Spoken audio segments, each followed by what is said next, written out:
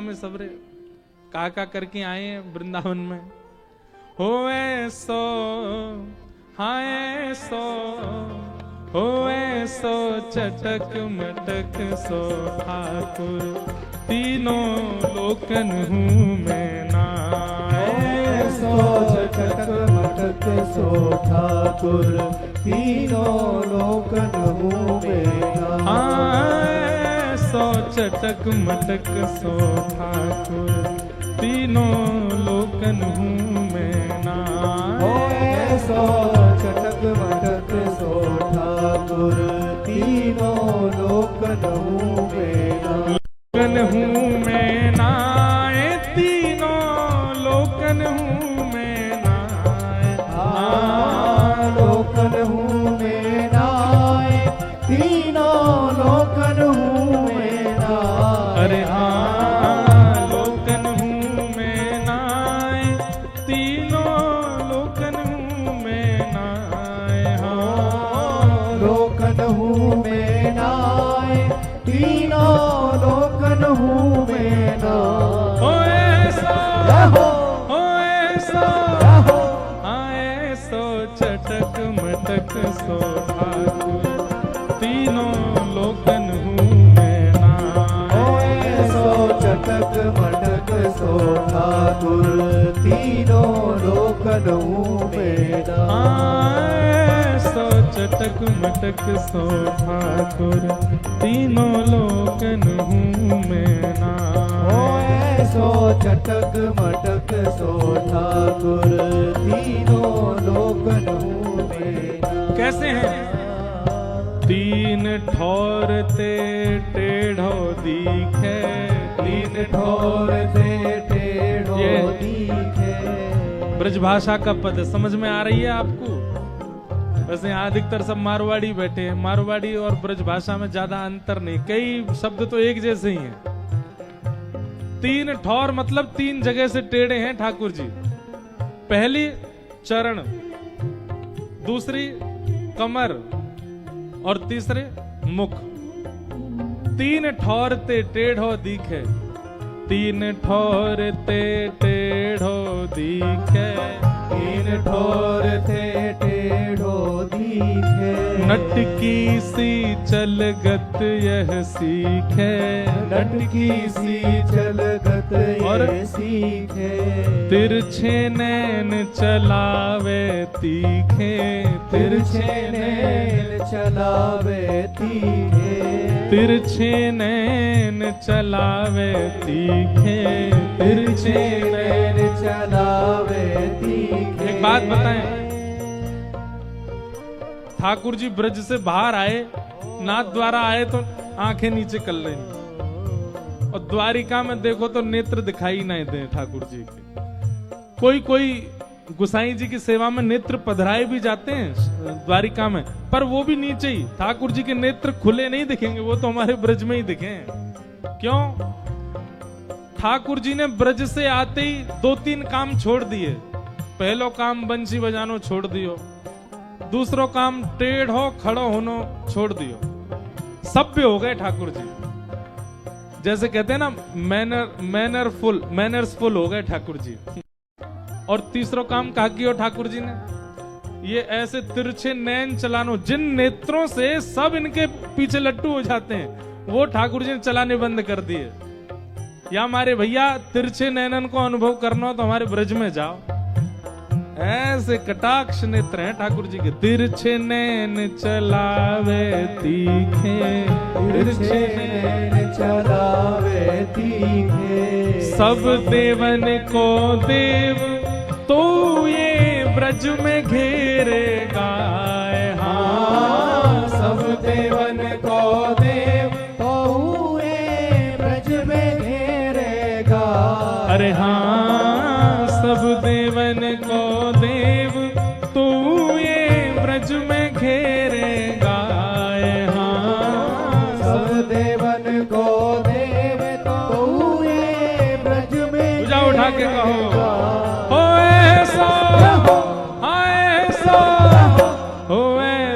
चटक मटक सो ठाकुर तीनों लोकन हूँ मैं ना।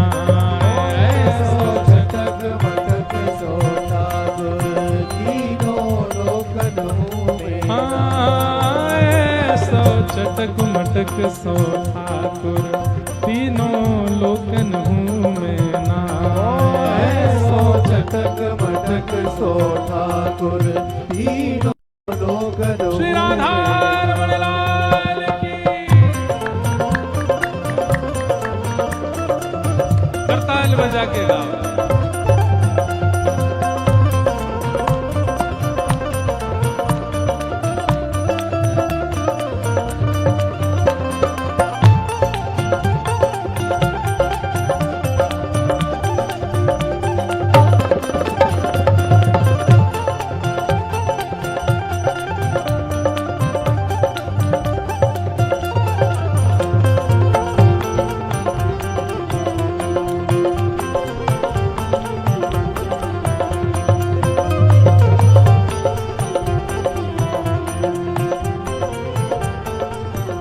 और ये पद तो द्वारिकाधीश के सामने बैठ के गाने वाला पद है, उनको दिखाते हुए गाओ। कैसे? बड़े बड़े असुरन को मारो, बड़े बड़े असुरन को मारो, नाग कालिया पकड़ पछाड़ो, नाग कालिया पकड़ पछाड़ो। लो आ गए हमारे द्वारिकाधीश के पुजारी जी। आगे लो, इनको ही सुनावेंगे, बैठा हुए ने सामने। बड़े बड़े असुरन को मारो, बड़े बड़े असुरन को मारो। और अपने रक्षा के लिए अकेले नहीं आए हैं, सोमनाथ के पुजारी जी को भी लेके आए हैं। ले हमारे द्वारिकाधीश जी के पुजारी चित्रांग जी और श्री सोमनाथ महादेव के पुजारी जी अर्पण जी पधारे हैं, दोनों को बारंबार प्रणाम। आप लोग आइए, बहुत बहुत स्वागत आपका। आपके आराध्य ठाकुर जी के गुण बखाने जा रहे हैं यहाँ पर। बड़े बड़े, ऐसे नहीं, धीमे नहीं, जोड़ते गाओ, सुनाई देनी चाहिए। बड़े बड़े असुरन को मारो, बड़े बड़े असुरन को मारो, नाग कालिया पकड़ पछाड़ो, नाग कालिया पकड़ पछाड़ो। 7 दिनन तक गिरिवर धार्यो, 7 दिनन तक गिरवर धार्यो। ऐसो बलि तो ऐसो बलि तो कितने बलवान हैं हमारे लाला। बड़े बड़े असुर मारे, अघासुर, बकासुर, धेनुकासुर, कंस सब मार दिए। कालिया नाग के फन पे नृत्य कर रहे हैं। 7 दिन तक 7 कोस लंबे चौड़े गिरिराज जी को इकन्नी उंगली पर धारण कर रहे हैं। पर अंत में क्या कह रहे हैं? ऐसो बलि तो खेलन में ग्वालन से पिट जाए। हाँ, ऐसो बलि तो खेलन में ग्वालन सो पिट जाए। मधुमंगल श्रीदामा तन सुखा मन सुखा धन सुखा, ये सब ठाकुर जी को गैया बना दे और चढ़ जाए इनके ऊपर। और यशोदा मैया जो बैणी गूंथ करके सुंदर चोटी बनावे, वो चोटी यही पकड़ ले। लाला चल, हमें शेयर करा के ला। और ठाकुर जी गैया बन करके मधुमंगल श्रीदामा को लेके जा रहे हैं। ऐसो बलि तो खेलन में ग्वालन सो पिट जाए। हाँ, ऐसो बलि तो खेलन में ग्वालन सो। जोर से कहो, ओ ऐसो, हाँ ऐसो, ओ ऐसो चटक मटक सो ठाकुर तीनों लोकन हूँ मैं नाय। ऐसो चटक मटक सो ठाकुर तीनों लोकन हूँ मैं नाय। हाँ, ऐसो चटक मटक सो ठाकुर तीनों लोकन हूँ मैं नाय। ऐसो चटक मटक सो ठाकुर तीनों लोकन हूँ मैं नाय। और रूप छबीलो है ब्रज सुंदर, रूप छबीलो है ब्रज सुंदर। रूप छबीलो है ब्रज सुंदर, रूप छबीलो है ब्रज सुंदर। हमारे द्वारिकाधीश कितने सुंदर हैं, कैसा किरीट पहनते हैं, टिपारा पहनते हैं, मुकुट पहनते हैं, हाथ में लिए महाराज शंख चक्र गदा पद्म। यहाँ पर देखो कैसे राजा बन के खड़े, आरती होती है, क्या ढोल नगाड़े ताशे बजते हैं, राजा धीराज महाराज की आरती हो रही है। राजा धीराज महाराज सब जगह नहीं जाते, कहीं कहीं जाते हैं, पर हमारे ब्रज में बिना बुलाए डोले घर घर, बिना बुलाए डोले घर घर, बिना बुलाए डोले घर घर, बिना बुलाए डोले घर घर। प्रेमी ब्रजवासिन को चाकर, प्रेमी ब्रजवासिन को चाकर। ऐसो प्रेम बढ़ो माखन की चोरी करके खा। ऐसो प्रेम बढ़ो माखन की चोरी करके खा। यहाँ पूरी दुनिया में आप ठाकुर जी को बुलाओ, हे ठाकुर जी हमारे घर पधारो, समय नहीं है। और वृंदावन में कोई के घर पे पतो चल जाए कि पंजीरी को भोग बनो है, ठाकुर जी पहले पहुंच जाएंगे। हेरी भाभी पंजीरी की खुशबू सी, अरे लाला तू काई को आयो? अरे हम तो ने पंजीरी खावे आए, खवाए देने जय जय के काजे बनी है, सत्यनारायण भगवान को भोग लगेगो और सत्यनारायण की कथा सुनियो, बाकी बाद मिलेगी। ठाकुर जी बोले ए भाभी असली सत्यनारायण हम ही है, हमारो ही भोग लगा दे, हमारो ही भोग लगा के सब में बांट दे, तेरो कल्याण है जाएगो, तेरो पति दीर्घायु होएगो। और देख ले अगर तेने हमारो भोग नहीं लगाया, तेरो पति रोज गैया चरावे जावे, काउदना ऐसो बैल सिंह मारेगो। गोविंदाय नमो नमः। सत्यनारायण की कृपा ले ले, भोग लगा दे। कोई के घर में कोई को जन्मदिन है, कोई के घर में कोई को ब्याह है, नंद बाबा यशोदा के लाला हम ते पूछ तो लेकर कहां जानो है, बस पतो चलनी चाहिए कि वहां के घर में कछु है, ठाकुर जी पहले ही पहुंच जाएंगे। बिना बुलाए डोले घर घर। गोपी के लाला तू हमारी गोद में बैठ के हमारे हाथ से मक्खन खा लेकर, चोरी मत करे कर। ठाकुर जी के तुम सबरी गोद में बैठा के खवाओ, वहां में स्वाद ना आवे, स्वाद तो चोरी करके ही खावे में आवे, वहां में जो सुख मिले वो चोरी में ना है। हाँ ऐसो प्रेम बढ़ो माखन की चोरी करके खाए। हाँ ऐसो प्रेम बढ़ो माखन की चोरी करके खाए। अरे ऐसो, हाँ ऐसो स्वर नहीं निकलता आपका है, ऐसे बैठे हो यहाँ कोई ब्याह चल रहा है, ठाकुर जी को उत्सव चल रहा है, जोर तो कल रात में देखी मैंने तो, हम बे जूता चप्पल पहन के ऐसे जोर जोर से नाच रहे। अरे ने जोश दिखाओ। ऐसो ओ ऐसो ओ ऐसो चटक मटक सो ठाकुर, तीनों लोकन हूँ मैं नाए। ऐसो चटक मटक सो ठाकुर, तीनों लोकन हूँ मैं नाए। ऐसो चटक मटक सो ठाकुर, तीनों लोकन हूँ मैं नाए। ऐसो चटक मटक सो ठाकुर, तीनों लोकन हूँ मैं नाए। लोकन हूँ मैं नाए, 14 भुवन में हूँ नाए। हाँ लोकन हूँ मैं नाए, 14 भुवन हूँ मैं नाए। अरे हाँ लोकन हूँ मैं नाए, तीनों लोकन हूँ मैं नाए। हाँ लोकन हूँ मैं नाए, तीनों लोकन हूँ मैं नाए। ऐसो ओ ऐसो चटक मटक सो ठाकुर, तीनों लोकन हूँ मैं नाए।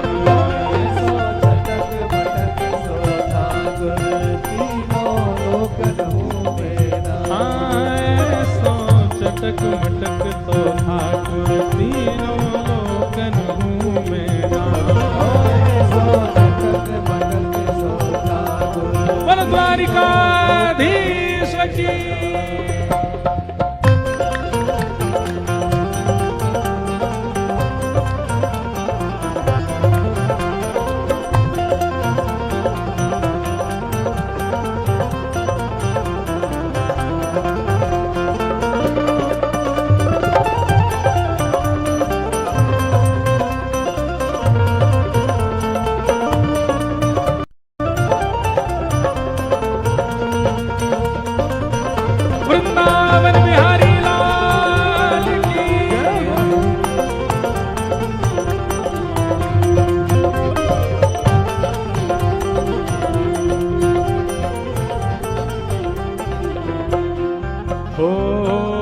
ब्रह्मा मोह कियो पछतायो, ब्रह्मा मोह कियो पछतायो, ब्रह्मा मोह कियो पछतायो, ब्रह्मा मोह। कियो पछतायो। ये भैया ब्रजवासी और ब्रजवासियों की लीला पर कभी भी संशय मत करना, नहीं तो ब्रह्मा जी को नहीं छोड़ा ठाकुर जी ने, हम तो कौन कौन गेत की मूली।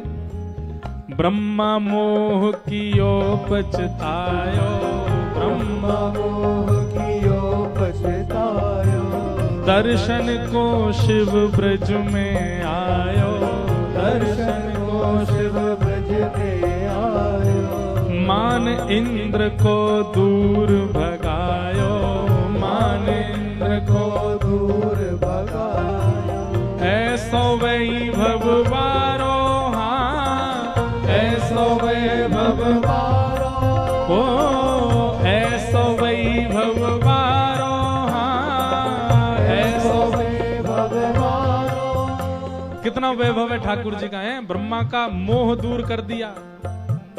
शंकर जी हमारे यहाँ सोमनाथ भगवान गोपेश्वर बन करके बैठे, बोल गोपेश्वर महादेव की। चुनरी वारे नथरी वारी बन के बैठे महादेव। कौन के काज? केवल इनके काज। इंद्र का मान दूर कर दिया गिरिराज उठा के। कितना वैभव है, लेकिन ऐसो वैभव बारो, हाँ ऐसो वैभव बारो, तो ये ब्रज में गारी खाए, हाँ ऐसो वैभव बारो, तो ये ब्रज में गारी खाए। सुबह सुबह गोपीन की जमात आवे नंद भवन, और नंद भवन आगे कहे मैया अपनो लाला बुलाओ। तो जैसे ही लाला आमे सबरी गोपी गारी दे, अरे बजमारे, अरे दारी के, अरे कारे कलूटे। यशोदा मैया के मैया तुम गारी काई को दे करो, हमारे मेरे लाला गारी काई को दे हो। सब गोपी के मैया गारी देवे ते उमर बढ़े, और गारी देवे ते अला बला नजर जो भी लगी होंगी सब कम है जाए। यशोदा मैया बोली अच्छा तो फिर एक काम करो, 84 कोस में जितनी गोपी सबन ने बुलाओ, रोज सुबह आके गारी दे करो लाला। हाँ ऐसो वैभव। अब देखो यहां गारी दे के देख लियो एक बार, भीतर जाके पीछे भगेंगे सब रे द्वारिका, हे हमारे राजा धीराज महाराज को गाली दे रहे हो। पर यही लाला जब हमारे ब्रज में आ जाए, ऐसो वैभव बारो, हाँ ऐसो वैभव बारो, तो ये ब्रज में गारी खाए, हाँ ऐसो वैभव बारो, तो ये ब्रज में गारी खाए। अरे ऐसो ओ ऐसो, हाँ ऐसो चटक मटक सो ठाकुर, तीनों लोकन हूँ मैं ना। ऐसो चटक मटक सो ठाकुर, तीनों लोकन हूँ मैं। ऐसो चटक मटक सो ठाकुर, तीनों लोकन हूँ मैं ना। ऐसो चटक मटक सो ठाकुर, तीनों लोकन हूँ मैं। गिरधर गोपाल भजो राधे गोविंदा, गिरधर गोपाल भजो राधे गोविंदा, द्वारिका के नाथ भजो राधे गोविंदा, द्वारिका के नाथ भजो राधे गोविंदा, हे भजो राधे राधे राधे राधे राधे गोविंदा, राधे राधे राधे राधे गोविंदा, भजो राधे राधे राधे राधे राधे गोविंदा, राधे राधे राधे राधे राधे गोविंदा, हे नंद जू के लाल भजो राधे गोविंदा, झुके लाल भजो राधे गोविंदा, राधा रमण लाल भजो राधे गोविंदा, राधा रमण लाल भजो राधे गोविंदा, राधा वल्लभ लाल भजो राधे गोविंदा, राधा वल्लभ लाल भजो राधे गोविंदा, गिरधर गोपाल भजो राधे गोविंदा, गिरधर गोपाल भजो राधे गोविंदा, हे भजो राधे राधे राधे राधे राधे गोविंदा, राधे राधे राधे राधे गोविंदा, भजो राधे राधे राधे राधे राधे गोविंदा, राधे राधे राधे राधे गोविंदा, हे माखन नो चोर भजो राधे गोविंदा, माखन को चोर भजो राधे गोविंदा, हे गायो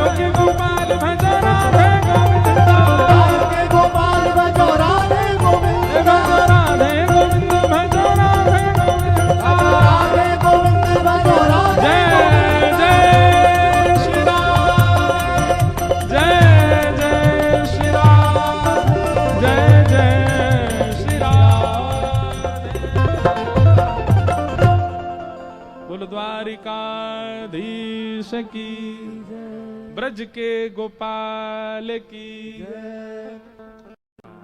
विराज जाओ।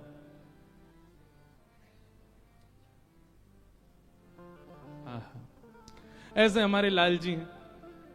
तो नारद जी महाराज वेद व्यास जी से क्या कह रहे हैं कि ऐसी लीलाओं का वर्णन करो, ऐसे गुण और ऐसे स्वभाव का वर्णन करो आप, जिससे सुनने वाले के चित्त में प्रेम प्रकट हो। बुरा नहीं मानिएगा। द्वारिकाधीश जी की द्वारिका लीला सुनकर के आपके चित्त में आस्था बढ़ेगी, आपके चित्त में भाव बढ़ेगा, आपके चित्त में श्रद्धा बढ़ेगी, पर प्रेम तो ब्रज लीला से ही बढ़ेगा। प्रेम के लिए तो आपको ब्रज के लाला को ही देखना पड़ेगा, वही प्रेम प्रकट करेंगे। और उसी के लिए यहां आज्ञा दे रहे हैं, भवता अनुदित प्रायम यशो भगवतो मलम, ये नहीं वासौ न तुष्येत मन्ये तद दर्शनम खिलम। ठाकुर जी के स्वभाव का वर्णन करो।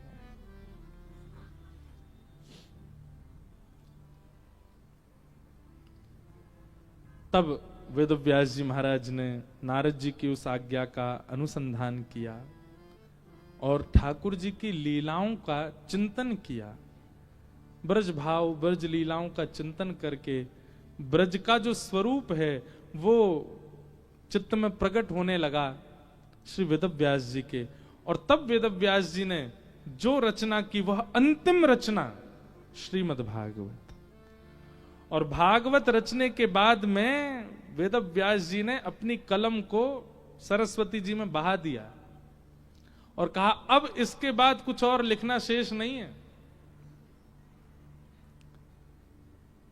ये सर्वोपरि है। क्योंकि यहां ऐश्वर्य नहीं, यहां गुण नहीं, यहां पर स्वभाव का वर्णन किया गया है। और भागवत जी की रचना के बाद वेद व्यास जी के चित्त को अथाह शांति का अनुभव हुआ। अब वेद व्यास जी को लगा कि हाँ मैंने कुछ लिखा है, जिसको सुन के पढ़ के। मैं एक बात कथा में कहा करता हूं और ये बात आपको माननी पड़ेगी, अगर भागवत जी की रचना नहीं हुई होती तो शायद तुकाराम जी हमें नहीं मिलते, शायद मीराबाई हमें नहीं मिलती, शायद सूरदास, शायद जनाबाई, नरसिंह मेहता, ये सब भागवत के उपासक हैं। इन सब ने भागवत की उपासना की, तब जाकर के ये प्रेमी बने। बहुत ध्यानपूर्वक एक बात को सुन लीजिए और कहीं हो सके तो घर कर लीजिए इस बात को।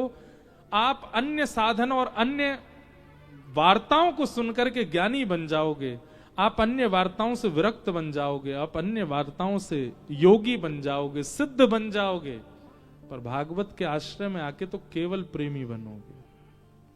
और क्षमा करें, खूब कथाएं सुनने के बाद भी प्रेमी नहीं बने तो आप कथा नहीं सुनते हो, कुछ और करते हो कथा में जाके। कथा तो प्रेमी बना देती है, रोम रोम से प्रेम प्रस्तुत होने लगेगा फिर ठाकुर जी के लिए। आप चाहे फिर डाकोर जी जाओ, चाहे द्वारिका आओ, चाहे बेट द्वारिका जाओ, जहां भी श्याम सुंदर को देखोगे लीलाएं प्रकट होंगी, लीलाओं का अनुभव होगा। मुझे ऐसा लगता है कि भक्ति में हमारी स्थिति यहीं तक ही पहुंच जाए बस, कि हमें लीलाओं का अनुभव होने लग जाता है। ठाकुर जी ने निश्चित इस भाव में क्या लीला की है, वो लीला अनुभव, यही प्रेम की स्थिति में आना है, जिसको लीला अनुभव हो जाए। समझो वो प्रेम की स्थिति में, प्रेम की जो धार चल रही है उसमें वो आ चुका है।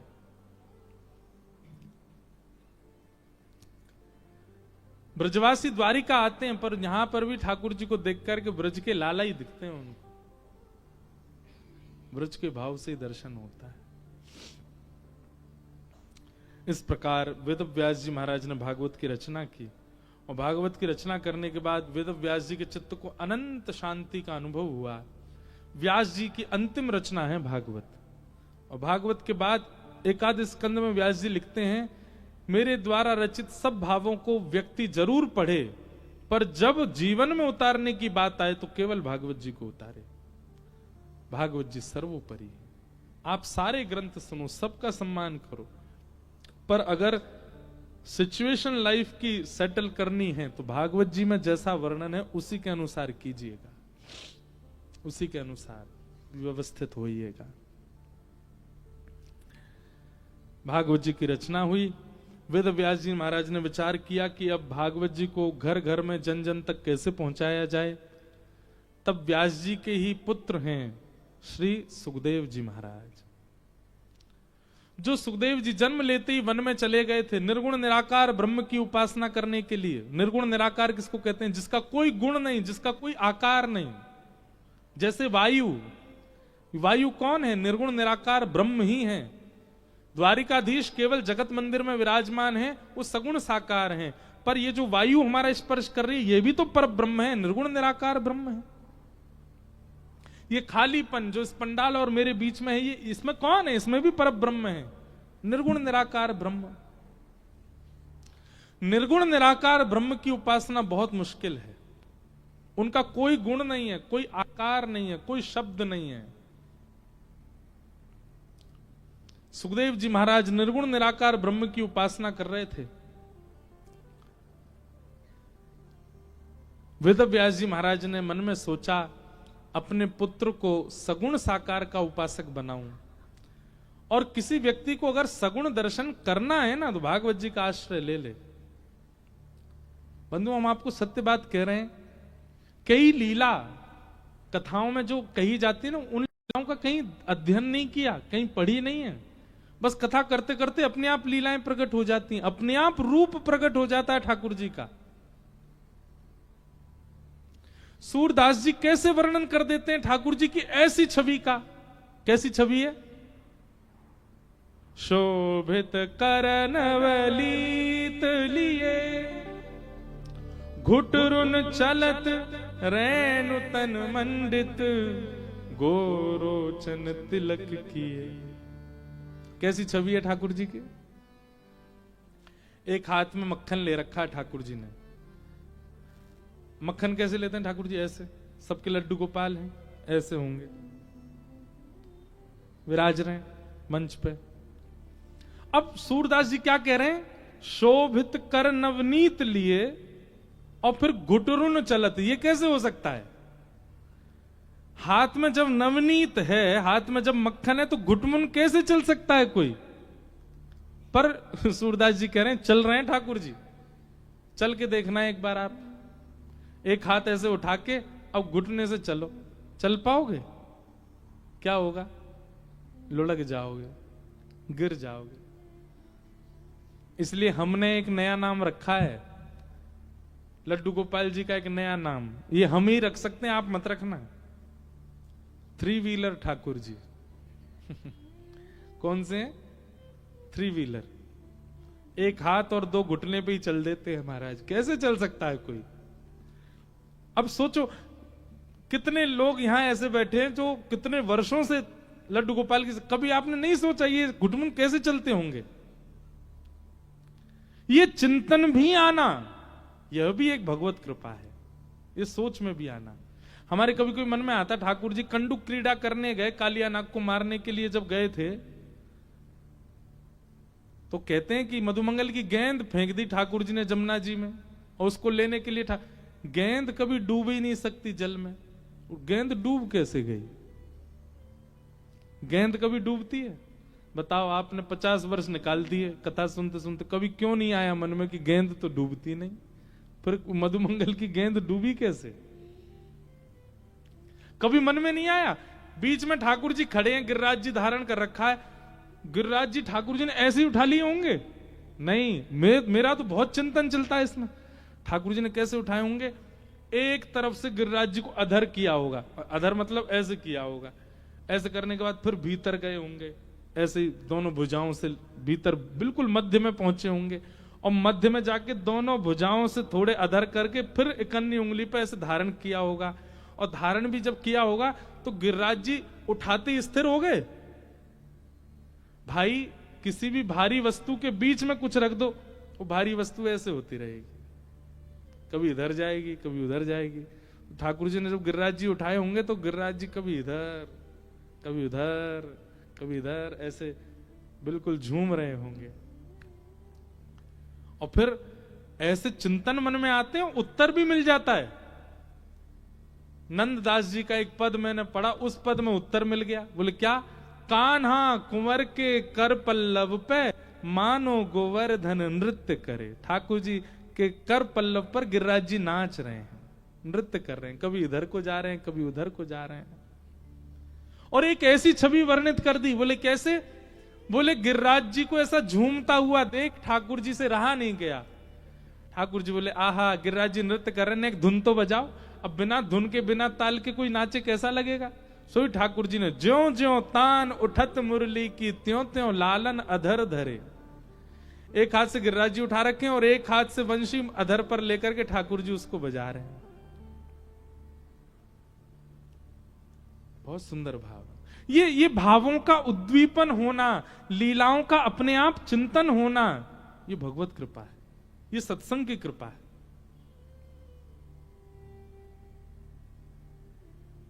हमने जब द्वारिकाधीश जी को शीतकाल में देखा ना, पहले दिन जैसी मैं आयो, जैसी दर्शन किए, मुझे बड़ी जोर की हंसी आई। मैं लाला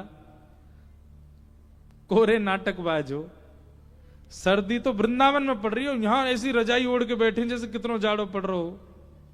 और सिगड़ी और सेकते हैं, सामने सिगड़ी भी पधराई जाती है, मोजा भी पहनते हैं। बताओ द्वारिका में कोई सर्दी पड़ती है?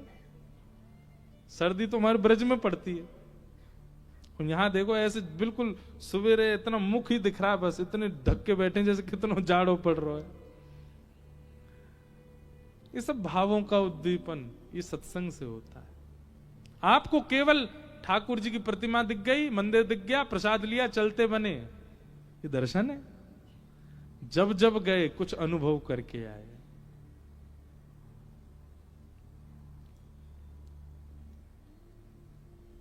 एक भाव नाथ द्वार में एक महापुरुष ने मुझे बताया, कितना सुंदर भाव। बोले जाड़ेन में ठाकुर जी को बहुत बढ़िया लगे। मैंने क्यों? बोले हमें तो यूं लगे ठाकुर जी रात में सो गए। ठाकुर जी रात में सो में थोड़े ही हैं, तो रास करवे जामे, कभी कोई गोपी के यहां, कभी कोई गोपी के यहां। तो जाड़ेन में ठाकुर जी को बहुत बढ़िया लगे। बोले क्यों? गर्मीन में ठाकुर जी जामे तो ठाकुर जी के पैरन के चिन्ह दिख जाएं सुबह, और सब गोपी ने पता चल जाए रात में कहां गए, और सबरी गोपी व गोपी के यहां पहुंचा। अच्छा, तो कल तेने कछु खिचड़ी बनाई होगी तभी तेरे यहां आए। अब वो गोपी बेचारी शर्म की मारी डोले, लाल जी मेरे यहां आए। जाड़ेन में ठाकुर जी मोजा पहन ले, और जैसे ही मोजा पहने तो पामन के चिन्ह ही ना है, सो ठाकुर जी खूब डाए डाए डोले सब जगह। सवेरे सबरी गोपी ढूंढे, लेकिन पद चिन्ह मिलते ही नहीं है। क्यों? मोजा पहन रखे हैं लाल जी ने। इसलिए द्वारिका में भी ठाकुर जी मोजा पहनते हैं। सर्दी नहीं है फिर भी पहनते हैं। क्यों? कहीं कृपा करने जाते हैं ठाकुर जी, कहीं मेरे पद चिन्ह ना दिख जाए, इसलिए मोजा पहनते हैं।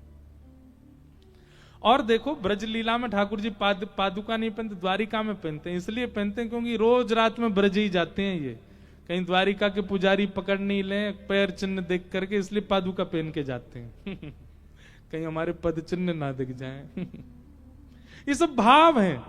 अब ये भाव कैसे प्रकट होते हैं? लीला का चिंतन करते रहो, करते रहो, करते रहो, अपने आप प्रकट होंगे। और लीला चिंतन के लिए क्या करो? ये जितने बैठे हैं इन सबके चरित्रों को पढ़ो, इन सबके भावों को पढ़ो, अपने आप लीला प्रकट हो।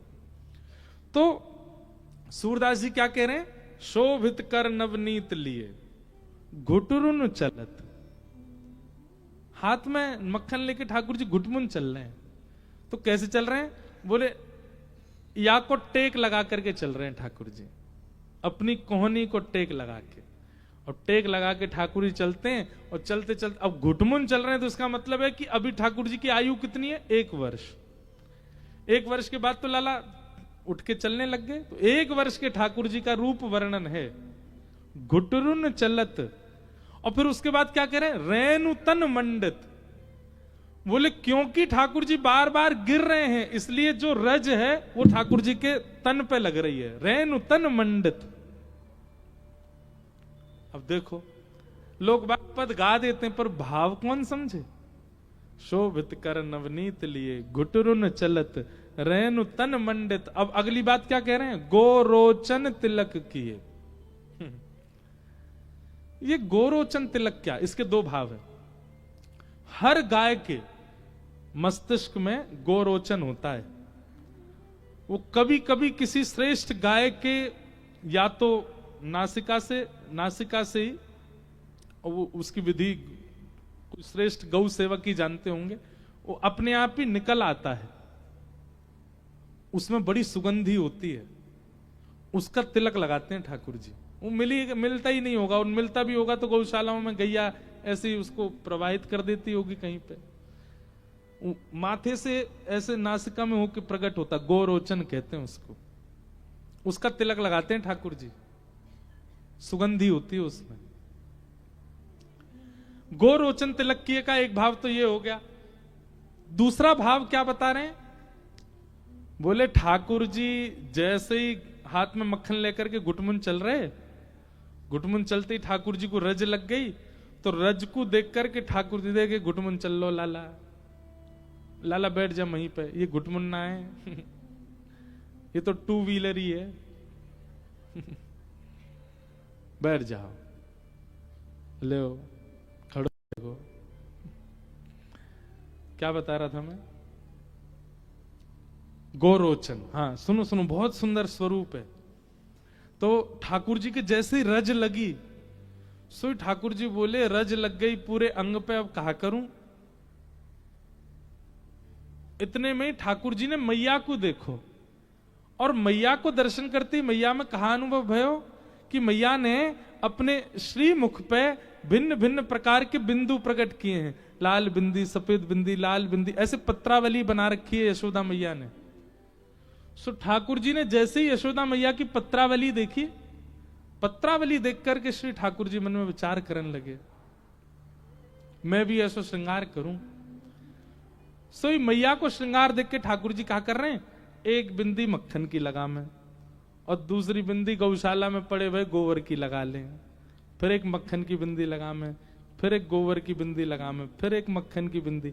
ऐसे ठाकुर जी पत्रावली बना रहे हैं, गोरोचन तिलक किए। हाँ, शोभित कर नवनीत लिए, घोटरुन चलत रैनु तन मंडित, गोरोचन तिलक किए, शोभित कर नवनीत लिए,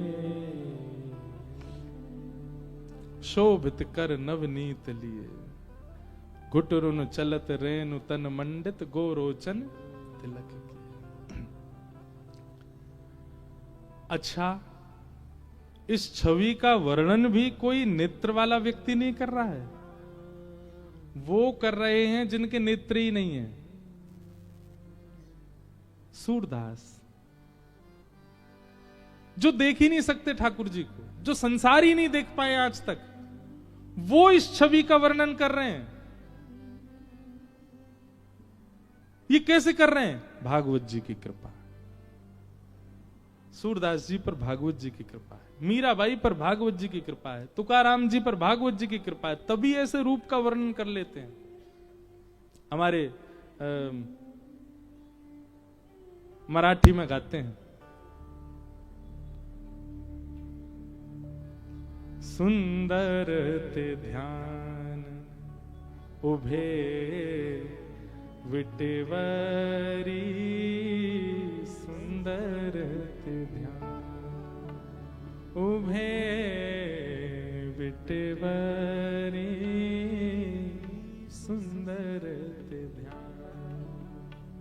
हमारे अभंग में कहते हैं कि ठाकुर जी आप वीट पर खड़े, मतलब ईंट पे खड़े हैं, और आपका ध्यान इतना सुंदर है, आपका स्मरण इतना सुंदर है, आप वास्तव में कितने सुंदर होंगे।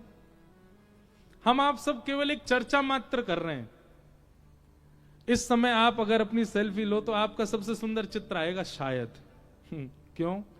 इस समय आप हंस नहीं रहे हो, प्रसन्नता नहीं है, मुस्कान नहीं, पर ये 3 घंटे से जो चर्चा सुन रहे हैं ना, इससे जो मुखमंडल की आभा बन चुकी है, ये आभा आपकी कभी नहीं बन सकती। जिन ठाकुर जी की चर्चा से आभा इतनी सुंदर हो जाती, वो ठाकुर जी प्रत्यक्ष किसी दिन सामने आ जाएं तो क्या स्थिति हो हमारी।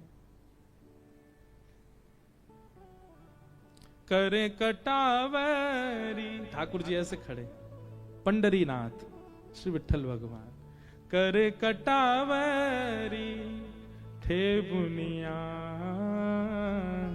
सुंदर ते ध्यान, उभे बिटवारी। किसी ने तुकाराम जी से पूछा, ठाकुर जी कमर पे हाथ धर के क्यों खड़े हैं? तो तुकाराम जी बोलते हैं, बोले भैया, जैसे घर का बालक कभी ऊधम करे और उसके ऊधम को देख करके उसके पिता नाराज हो जाएं और उसको मारने आवे या कुछ उस पर गुस्सा करने आवे, माँ क्या करती है? बालक को पीछे खड़ा करके स्वयं आगे आ जाती है। उसको कुछ कहने से पहले हमसे मिलो, उसको कुछ नहीं कहोगे। बोले ठीक वैसे ही हम संसार में ना जाने हमने क्या क्या किया है, उसके बाद जब कर्म रूपी आर्थ हमारे जीवन में आता है और उसी समय हम पंडरीनाथ को प्रणाम कर लेते हैं, तो पंडरीनाथ जी हमको पीछे करते हैं और आगे खड़े हो जाते हैं। बोले यहाँ पे आंच आवे से पहले हमसे मिलो, इसलिए ठाकुर जी ऐसे खड़े। तुकाराम जी का भाव। नामदेव जी का भाव क्या? नामदेव जी से किसी ने कहा ठाकुर जी ऐसे क्यों खड़े हैं? तो श्री नामदेव जी कहते हैं, ठाकुर जी कह रहे हैं जो भक्ति मार्ग में है, जो भक्ति मार्ग पर चल रहा है, वो चिंता ना करे। बाकी सब संसार के लोगों के लिए संसार रूपी सागर बहुत गहरा है, पर जो भक्ति मार्ग में चल रहे हैं चिंता मत करो, आपके लिए इतना ही है, बस इतना है कि पार कर लोगे। जैसे नदी में कभी नहाने जाओ तो कई लोगों को डर होता है, हम पहले नहीं उतरेंगे, भाई तू उतर पहले, तो वो उतर के अंदर बताता है हाँ, इतना इतना जल है। तो श्री ठाकुर जी पंडरीनाथ विठल भगवान ऐसे क्यों खड़े हैं? बोले सामने आया व्यक्ति पंढरपुर दर्शन करने आया, तो इसका मतलब क्या है कि वो भक्ति मार्ग का अनुगामी करने वाला है, अनुगमन करने वाला है।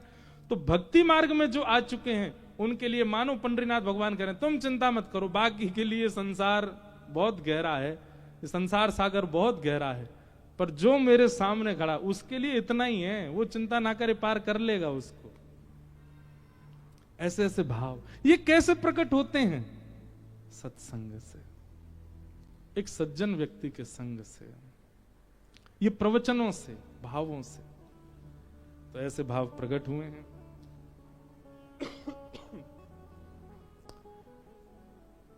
वेद व्यास जी महाराज ने अपने पुत्र श्री सुखदेव जी को निर्गुण निराकार ब्रह्म की उपासना से सगुण साकार ब्रह्म की उपासना कराई, और सगुण साकार ब्रह्म चित्त में आते ही श्री सुखदेव जी महाराज हिमालय का त्याग करके श्री वेद व्यास जी के चरणों में आए और संपूर्ण श्रीमद् भागवत का अध्ययन किया। और फिर उन्हीं शुकाचार्य जी ने भागवत की कथा परीक्षित जी को श्रवण कराई। अब परीक्षित कौन है ये विषय तो हम कल सुनेंगे 3 बजे से। आप सब लोग खूब भाव से पधार रहे हैं, खूब आनंद हो रहा है। कल की एक विशेष जानकारी, कल चौथा दिन है कथा का, कल हमारे श्री द्वारिकाधीश का जन्मोत्सव कथा में मनाएंगे, ठाकुर जी का प्रादुर्भाव उत्सव मनेगा। नाथ द्वारा जैसा तो नहीं होगा कि दही उछालें सब पे पर यहाँ पे फिर भी बधाई गाएंगे, बधाई लुटाएंगे। खूब आनंद से हम लोग श्री द्वारिकाधीश जी का जन्मोत्सव, कल ऐसा लगना चाहिए कि द्वारिका में गोकुल प्रकट है गयो। खूब भाव से आप लोग आना, पीले पीले वस्त्र पहन के आना, बढ़िया पगड़ी पहन के आना, पीले पीले चंदन लगने चाहिए कि हाँ गोकुल के हो, ब्रजवासी ऐसे बन के आना। खूब आनंद से हम लोग कल ठाकुर जी का जन्मोत्सव मनाएंगे। आज के सत्र को विराम देते हैं, प्रेम और भाव से सब लोग संकीर्तन करते हुए जय जय राधे कृष्ण राधे कृष्ण राधे गोविंद, जय जय राधे कृष्ण राधे कृष्ण राधे गोविंद, जय जय राधे कृष्ण राधे कृष्ण राधे गोविंद, जय जय राधे कृष्ण राधे कृष्ण राधे गोविंद, जय जय राधे कृष्ण राधे गोविंद। जय राधे कृष्ण राधे गोविंद। जय जय राधे कृष्ण राधे गोविंद। जय जय राधे कृष्ण राधे ओ जय जय राधे कृष्ण राधे गोविंद।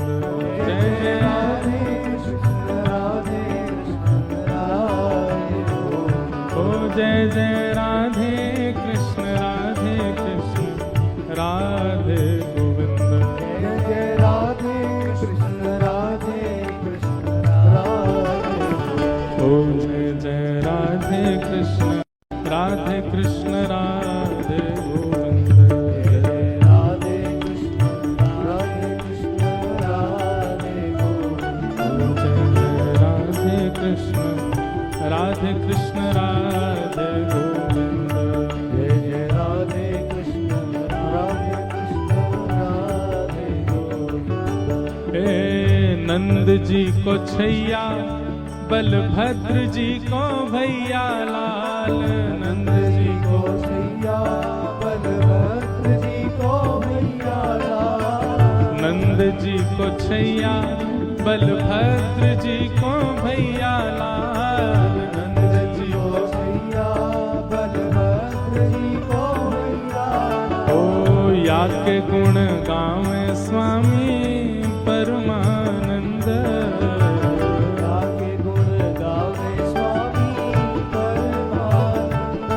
ओ या के गुण गावे स्वामी परमानंद। या के गुण गावे स्वामी परमानंद। ओ जय जय राधे कृष्ण राधे गोविंद। जय जय राधे कृष्ण राधे गोविंद। ओ जय जय राधे कृष्ण राधे गोविंद। जय जय राधे कृष्ण राधे गोविंद। ओ जय जय राधे कृष्ण राधे गोविंद। जय जय राधे कृष्ण राधे बोलो द्वारिकाधीश की, बाल कृष्ण लाल की, श्री राधा रमण लाल की, श्री राधा वल्लभ लाल की, सब संतन की, सब भक्तन की, आज के आनंद की।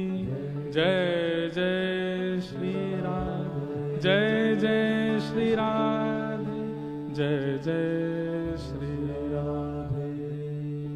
परमानंद के साथ आज के इस मंगल सत्र को हम विराम देते हैं। आप सब लोगों को जय श्री कृष्ण जोड़ते बोलो, जय श्री कृष्ण, जय सिया राम, जय श्रीमन नारायण, जय द्वारिकेश।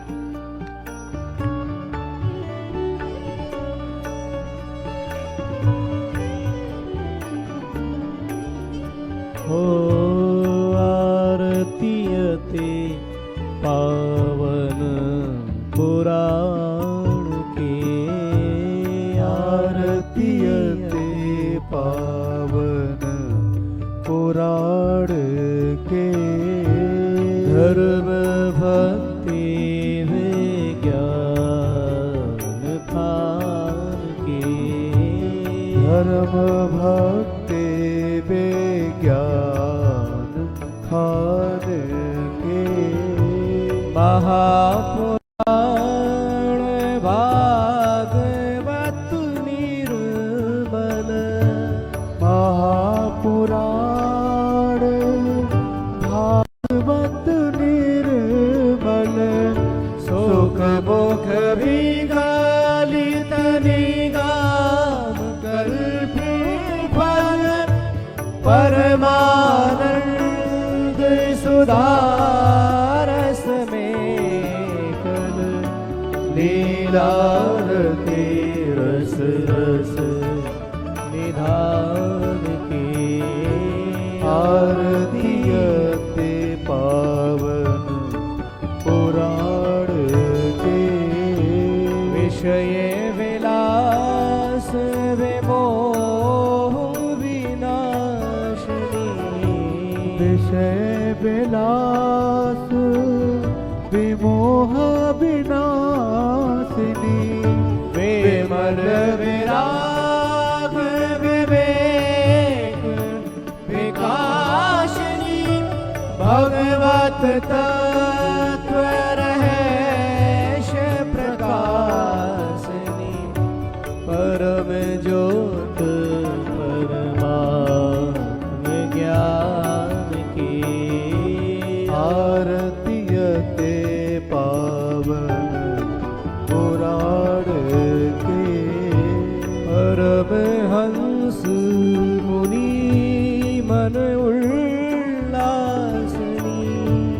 परम हंस मुनि मन उल्लासनी रस हृदय रस रास विलासिनी मुक्ति मुक्ति रति प्रेम सुधासिनी कथा किंचन प्रिय सुजान की आरतियते पावन पुराण को धर्म भक्ति विज्ञान की आरतियते आरतियते आरतियते